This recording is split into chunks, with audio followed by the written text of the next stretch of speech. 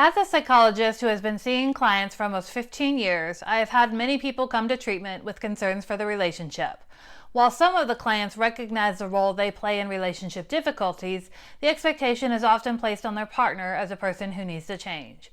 If their partner changes, then relationship would improve because now they can be different and things will work out. As you can guess, this is often not successful.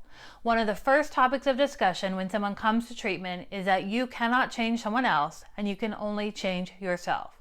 So if you can't change someone else, then how can you improve your relationship if the other person doesn't see any issues, doesn't want to change, or doesn't know how to change? But first, I'm Dr. Emily Mayfield, a licensed psychologist. Thank you for watching this video and being a part of the Mindset Therapy family. If you enjoy this video, I would appreciate you hitting the like button and consider subscribing. It can be frustrating when we are ready to change, but our partner is not. Not wanting to change can be due to many different reasons, and understanding the reason is important. Does your partner not change because they don't think they need to? Because they are depressed and don't have the energy and motivation to change? Are they tired and working on change isn't possible right now?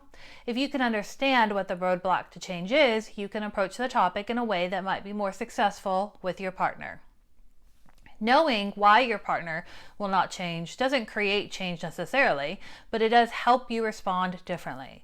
As we have already established, and you likely know firsthand, you can't change another person. You can only change yourself and your reaction.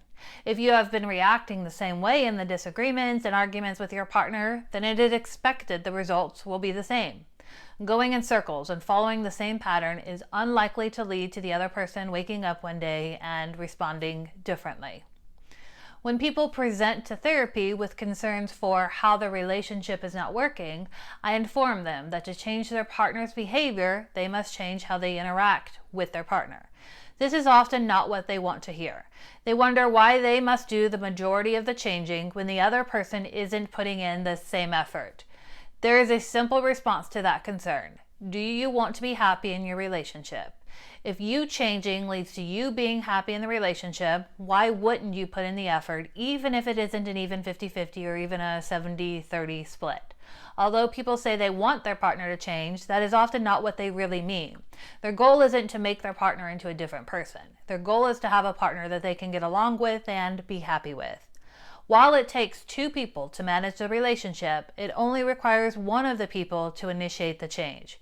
If you wait around for both of you to want to change at the same time, or you refuse to try any more until they show some initiative, you might be losing out on opportunities to have your relationship grow and develop.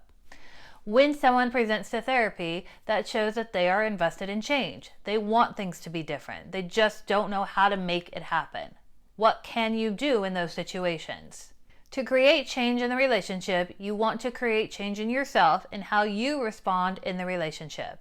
You might think you have tried everything already, but try to think outside of the box and what you haven't tried yet. As you change your behavior and how you respond to your partner, you must be consistent. Being different one day, 1 week, or even 1 month isn't enough for behavior change. You must be consistent and recognize change takes time. As you change your behaviors, your partner might work against the efforts you're putting in. How frustrating. Here you are putting in what feels like 90% of the work and effort and they still resist it.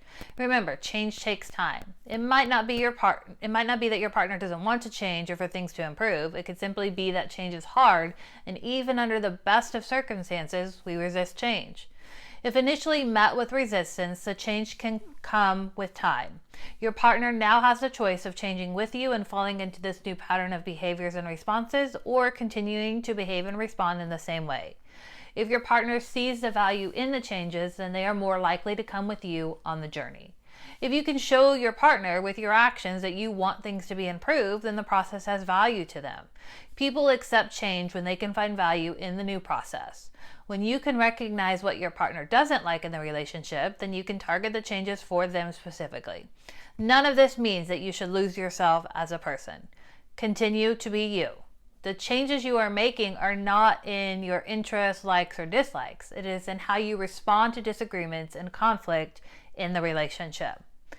So you have changed your behaviors in an effort to change the relationship dynamics, but it didn't work. Now what? Not all relationships can be saved or are worth saving. During this process, you have agreed to put in the majority work and stayed the course for several months. If the other person is unwilling to consider the role they play in the success of the relationship, then it is likely time to move on. You have grown as a person and have demonstrated how to make changes in yourself to improve the outcome. This new skill could be used on someone else who will value it. When you have invested so much time and energy into something to make it work, it can be extremely difficult to walk away. Ask yourself if you are willing to put in more time. If the answer is no, then close this chapter and use your new skills and ability to consider someone else as a strength you will bring into the next relationship. To learn more about hope and how it keeps you in a toxic relationship, click on the video in the corner, or you can find the link in the description below. See you at the next video.